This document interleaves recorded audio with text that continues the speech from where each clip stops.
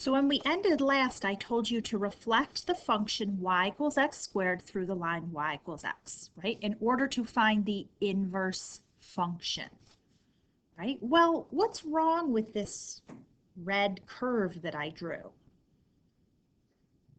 mean, it's not that really anything's wrong, I suppose, but it would fail a very important test that we have from algebra called the vertical line test, right? This would fail the vertical line test because it's not a function, right? If I took this relationship here with this curve and I plugged in 1, I'd be wondering if my output were going to be positive 1 or whether my output was going to be negative 1. There are 2 possible outputs for each input. That can't happen for a function, right? That would be like me going to the vending machine, typing in D8, and wondering if I were going to get the apple or those Milano cookies, right? That would be a horrible disappointment if I got out the apple when I was expecting Milano cookies, okay? So we cannot have 2 outputs for 1 input. The reason that we have a problem then when we go to try to find the inverse, and just looking at this function and using your common sense, what's the opposite of squaring, right? And all of you say, well, taking the square root, right? So the inverse function of y equals x squared ought to be the square root function. The problem is when we do this method that you learned in high school, and then we take the square root of both sides, this is where we would have to do that plus or minus thing, right? Take the square root of both sides, get plus or minus radical x, right? The top half of the curve is positive radical x. The bottom half of the curve is negative radical x. And you probably are thinking, okay, if this is f of x, then f inverse of x, we just use the top half. Okay, and we'll talk about why that is in a minute. Okay, because again, this is common sense to you that this is the inverse. But the issue that we ran into with our original function, the original function y equals x squared, is that is not 1-to-1. Okay, and so remember back to the vending machine example and remember what that means. But let me just write this here, because y equals x squared is not 1-to-1. We have a problem when finding the inverse.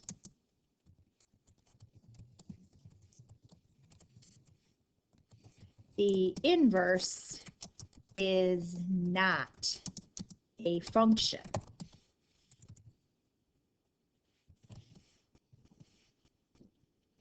All right, because what we end up with is that when f of x equals x squared, right, f of 1 equals positive 1, but so does f of negative 1. Okay, so that was like the example where I could get M&Ms by putting in 2 different inputs, right? And both of those different inputs would give me the same output. And so remember, when we are finding an inverse, right, I could list ordered pairs that were on this curve. So if I were to list a bunch of ordered pairs, it might look like this, right? I would have the ordered pair 2, 4, right? I would also have the ordered pair negative 2, 4, right? And many others. So dot, dot, dot, dot, dot. So if this were f, right? F were shown by this list of ordered pairs, then that would mean that f inverse, right? All you had to do to find the inverse of a function if it was listed in ordered pairs is to just switch the x and the y. Okay, and then right here, of course, we can see the problem that this is not a function because if I input 4, right? The x values repeat, or because if I input 4, there's 2 different possible outputs. All right, so then what do we do? Okay, and anytime this were to occur, anytime we wanted to find the inverse of a function, and yet the function was not one-to-one, then what you would do is you would restrict the domain. Okay, so let's write this. If f is not one-to-one and you wish to find the inverse, simply restrict, can't apparently talk and type at the same time, restrict the domain of f to a domain over which the function is one-to-one.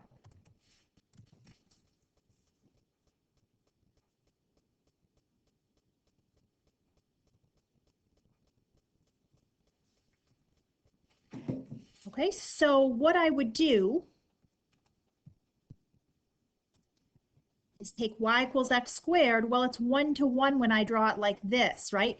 One-to-one, we know we're one-to-one if we can pass the horizontal line test. Okay, we have a vertical line test to see if it's a function.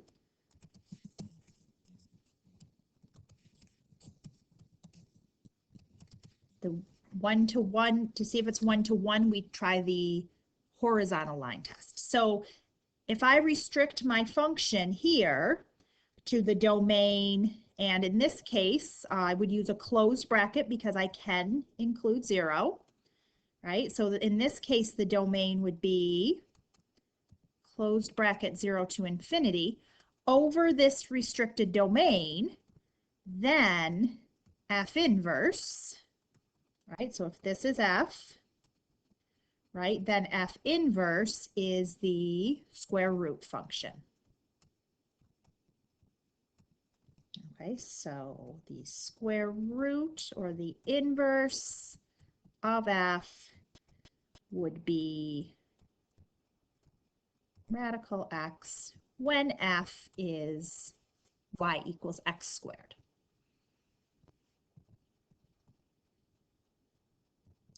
So moving on to the next page, there's a definition here of one-to-one. And again, sometimes the mathematical definitions, they're wordy, and you throw in the symbols and it probably looks like Chinese to you. But again, it's saying if the functional values aren't equal, then neither were the inputs. Okay, so it's saying that if one person got out cookies and one person got out M&Ms, it's because they put in 2 different inputs into the equation. That would mean if both people, this is the output, if both people got the same output, so this was equal, the outputs were equal, then they would have needed to do the same input. So if 2 people got out cookies, they would have had to put in the exact same input. That's what that's saying. Okay, and then here this also talks about the horizontal line test.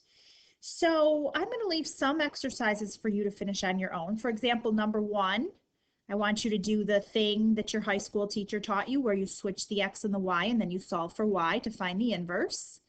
And you won't be too surprised when you do B and C based on what we did in the video before. So I'll let you work on those on your own.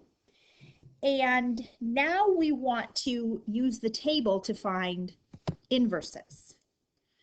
Now, if I'm working with this table, and we did this the other day when we were finding things like, say, f of 3. All right, if I wanted to find f of 3, I go to where, because this is my x, I go to where x is 3, and I find the output, which is 9. Okay, now that's different than finding F inverse of 3, right? How am I supposed to know what that is? I don't have a line in my table for F inverse. All right, so take a look at what I did down below. I took the function F and I listed all the ordered pairs. Okay, so if I input 1, I output 10. Okay, if I input 2, I output 8, and so on. So I listed every single ordered pair in the function F. Now, when I go to find F inverse, it's really easy if I have my numbers in this form, right? My F inverse just means that I flip-flop every single ordered pair, right? So 10, 1, 8, 2. I'm probably not going to take the time to list them out. I'll let you do that on your paper though, and so on. But anyway, I want to find F inverse of 3.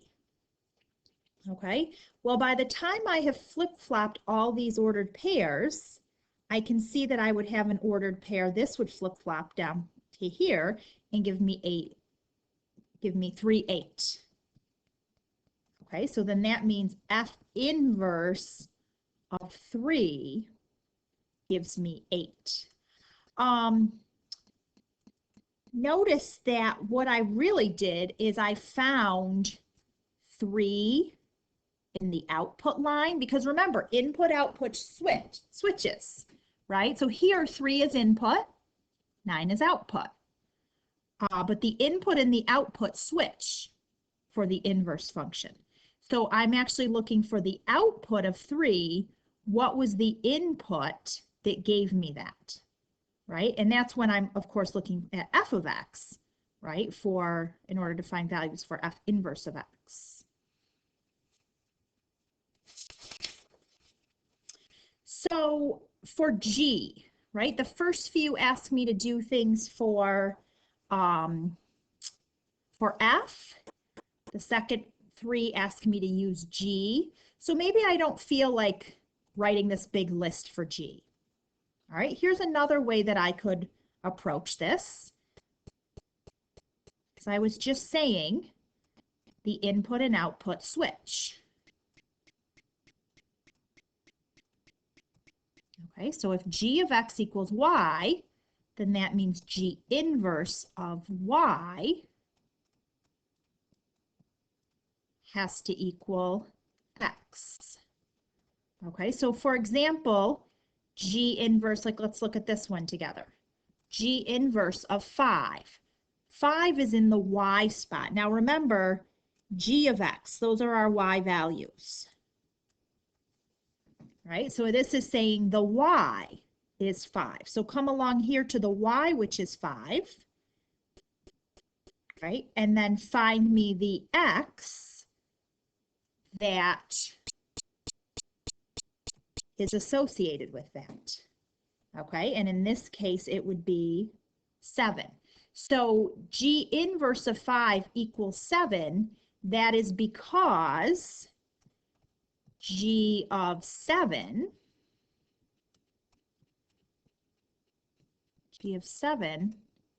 equals 5.